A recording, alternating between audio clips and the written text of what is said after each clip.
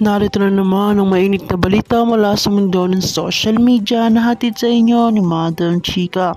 Isang controversial na pangyayaring naganap kamakailan sa isang public event na ikinagulat ng lahat. Si VP Sara, na kilala sa pagiging matapang at matatag na kanyang mga pahayag, ay ginulat ng isang malupit na komento mula kay Kong Rodante Marcoleta. Isang kilalang mamabata sa kamera. Ang nangyaring tensyon sa pagitan ng dalawang leader ay umabot sa isang public showdown na naging hot topic sa social media.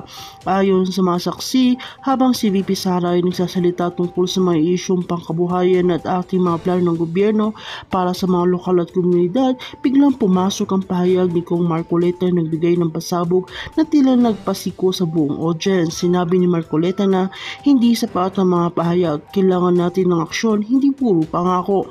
Ang mga salitang ito ay agad na nagpasiko ng debate at tila nagbigay ng tensyon sa relasyon ng dalawa. Hindi nagpatalo si VP Sara at agad siyang nagbigay ng sagot.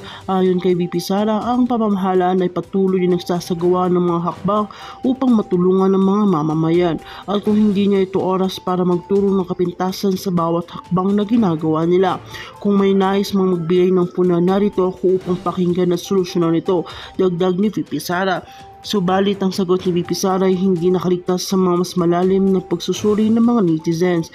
Kasunod nito, naglabas ng mga reaksyon mula sa publiko, pati na ang mga kapwa mambabatas na nagbigay ng kanilang opinyon. Ang ilan ay nagsasabing dapat magkaisa ang mga leader at magtulungan upang mapaputi ang kalagayan ng bansa. Samantalang may nanindigan kay Kong Marcoleta at ang transparency ng konkretong aksyon ang higit na kailangan sa ngayon. Ang isyong ito ay naging mainit na paksa sa social media, kung saan ang mga tao ay nagbigay ng kanilang pananaw hinggil sa mga pahayag ng dalawang leader.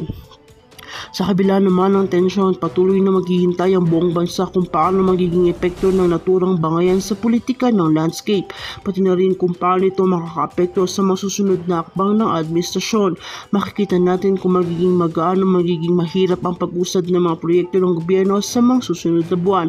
Abangan natin ang mga susunod na updates tungkol sa isyong ito. Ano ang magiging reaksyon ni VP Sara Duterte at Kong Marcoleta sa mga susunod na hakbang? Para sa karagdagang balita, manatiling nakatutok sa aming channel. At kung ikaw ay bago pa lamang, ay huwag mo nang kalimutang mag-like, share, and subscribe para updated ka sa mga panibagong balita.